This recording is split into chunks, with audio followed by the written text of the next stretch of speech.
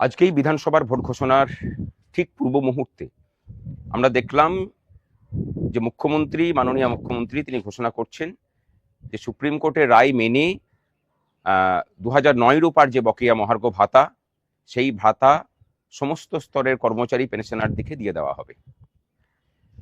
এটা কোন মুখ্যমন্ত্রী ঘোষণা করছেন? যে মুখ্যমন্ত্রী বিগত 3 বছর ধরে সংগ্রামী যৌথ মঞ্চ যে লড়াই চালিয়ে যাচ্ছে,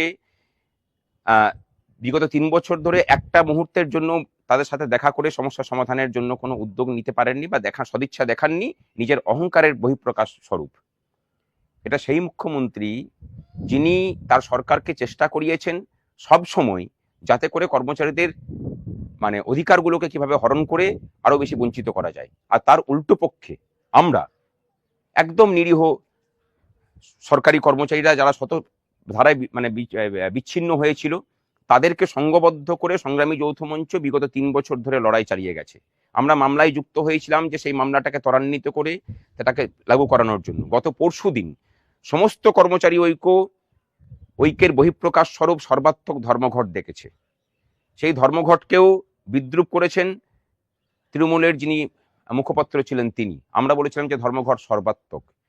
আজকের ঘোষণা সেই ধর্মঘটের সর্বাত্মকতা, আমাদের আন্দোলনের যে পেনিট্রেশন এবং চাপটা যে জায়গাতে পড়েছে, সেই সমস্ত কিছুর বহিঃপ্রকাশ স্বরূপই হয়েছে।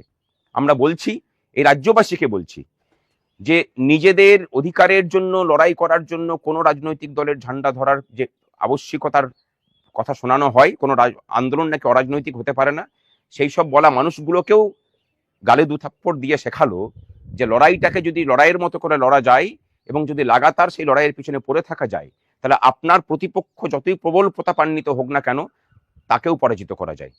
আজকের জয় এই রাজ্যের মানুষের জয়। আজকের জয় এই রাজ্যের মানুষের প্রতিনিধি হিসেবে, শিক্ষিত মানুষ যারা, তাদের প্রতিনিধি হিসেবে যারা সরকারি কর্মচারী হিসেবে কাজ করেন, তাদের যে নাছোড় মানসিকতা লড়াই, সেই লড়াইয়ের জয়। এই লড়াই চলবে। অনেকে জিজ্ঞাসা করছেন যে এরপরে কি হবে। বাঘ যখন রক্তের স্বাদ পায় তখন তার তেজ আরো বাড়ে। আমরা বুঝতে পেরেছি যে আমাদের লড়াই সঠিক জায়গাতে আছে। সুতরাং এই রাজ্যের ছেলে মেয়েদের জন্য শূন্য পদে নিয়োগ, অস্থায়ী কর্মচারীদের স্থায়ীকরণের দাবি, এই দাবি আরো তীব্রতর হবে। এবং তার সাথে সেই সব লোকগুলোকে আমরা একটা কথা বলতে চাই, যে যারা ধর্মঘটের বিরোধিতা করেছেন, আন্দোলনের বিভিন্ন সময়ে বিরোধিতা করেছেন, তারা মুখ্যমন্ত্রীকে কাল থেকেই চিঠি লিখুন যে আমরা এই বকেয়া দিয়ে নিচ্ছি না, সরকারের উপর থেকে চাপ কমান আপনারা। এরাও কিন্তু সরকারি কর্মচারী, সরকারকে বিভিন্নভাবে সাহায্য করে গেছেন এই মির্জাফরের দল।